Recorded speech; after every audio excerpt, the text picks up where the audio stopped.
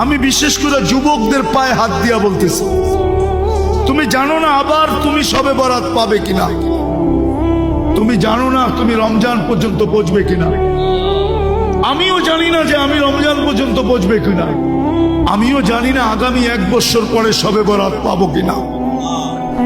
আজকের রাত্রটা হলো কালার রাত্র, নিজেকে রঙিন করো। ঘ্রাণ না নিতে পারো তো কমসে কম তুমি নিজেকে রঙিন করো, হাঁটুর ভিতরে মাথা দুটা ঢুকাও আর নিজের গুনাহগুলাকে স্মরণ করো যে আমি এতটুক বয়সে কত কত গুনাহ করলাম, ডেলি কতগুলা করি, কতগুলা করলাম। কালকে আল্লাহ যদি আমাকে মাফ না করলো তাইলে আমি কালকে আল্লাহর রসুলের হাউজে কাউসারে দাঁড়াবো তো দাঁড়াবো কি কইরা? যদি বিতাড়িত করে দিল তাইলে আমার হবে তো হবে কি? দ্বিতীয় হলো আমি আল্লাহর কাছে যায় দাঁড়াবো কি কইরা? কি কইরা দাঁড়াবো? আমি একটা হাদিস থেকে কাহিনী দিতেছি, হাদিসের না হইলে এটা দিতাম না। বনি ইসরাইলের এক বদমাশ ছিল যার নাম ছিল কিফিল। কি কিফিল? কিফিল বদমাশ ছিল। সে প্রতি রাত্রে জিনার পিছনে বর্তমান টাকায় 50 থেকে 60 লক্ষ টাকা খরচ করে, আর এটা তার নেশা ছিল। আল্লাহ তাকে এত টাকা দিছিলেন যে পাহাড় পর্যন্ত তার টাকার সামনে হার মানত। একদিন এক মেয়েকে নিয়ে আসছে, তো কামরার ভিতরে ঢুকায় বলতেছে আমি প্রস্তুতি নিয়ে আসতেছি। যখন নিয়ে আসছে প্রস্তুতি, তো দেখে মেয়ে অজরে কাঁদতেছে। তো বলতেছে ওই মেয়ে কাঁদিস কেন?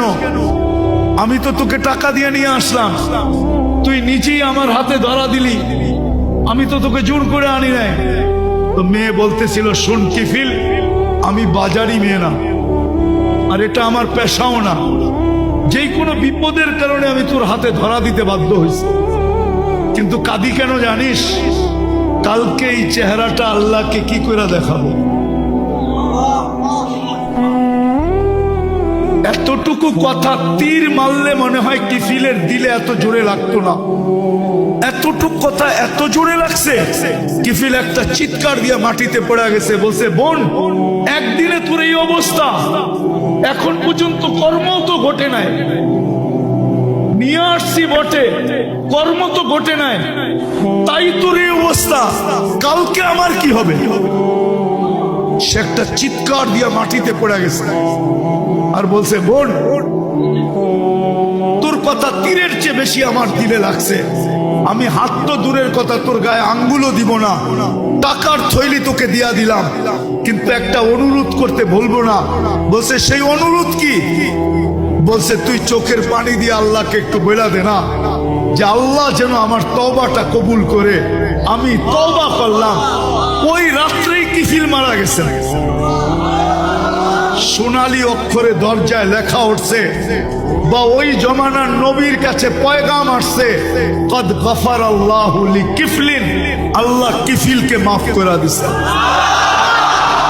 আজকের রাত্রটা হলো ওই রঙিন করার রাত্র, নিজেকে রঙিন করার। কসম খোদা, হাঁটুর ভিতরে মাথা ঢুকাও আর ভাবতে থাকো কতটুকু গুনাহ হলো। হইতে পারে 3টার যে কোনো একটা ঘটতে পারে তোমার সাথে। ভাবতে ভাবতে ভাবতে ভাবতে যে আমি কালকে আল্লাহ আল্লাহ রসুলকে এই চেহারাটা কি করে দেখাবো। হইতে পারে তোমার অগোচরে এখানে একটু পানিও জমতে পারে, হতে পারে তোমার অগোচরে 1 ফোঁটা পানি গাল পর্যন্ত আসতে পারে, হতে পারে তোমার ভিতর থেকে একটা চিৎকার বাহির হতে পারে যে আল্লাহ, আয় আল্লাহ, বরকতের রাত্রি, রহমতের রাত্রি, 13 নাম বিশিষ্ট রাত্রি, আয় আল্লাহ, আয় আল্লাহ, আপনি আমাকে মাফ